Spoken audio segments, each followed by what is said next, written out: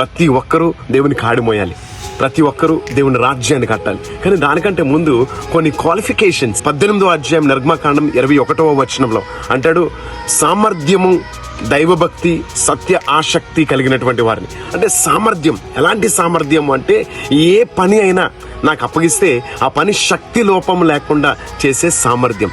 Plus దేవుని పని ఎట్లా ఉండాలంటే భక్తితో చేయగలగాలి.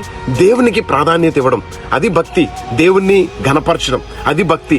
దేవుణ్ణి మహిమపరచడం, అది భక్తి. దేవుడు చూస్తున్నాడు అన్నటువంటి ఆలోచనతో చేయడం, అలాంటి భక్తి కలిగి మరి ఉన్నప్పుడు దేవుడు తప్పకుండా వాడుకుంటాడు. సత్య ఆసక్తి అంటే సత్యంలో నుంచి దాటిపోకుండా ఏది చేసినా అందులో ఇంటెగ్రిటీ ఉండాలి, యథార్థత ఉండాలి.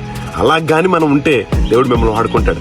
అది మీ సండే స్కూల్ అవ్వచ్చు, యూత్ మినిస్ట్రీ అవ్వచ్చు, వర్షిప్ మినిస్ట్రీ అవ్వచ్చు, ఏదైనప్పటికీ కూడా రిమెంబర్, సత్యము చాలా ఇంపార్టెంట్. అట్లాంటి సేవని చేద్దాం.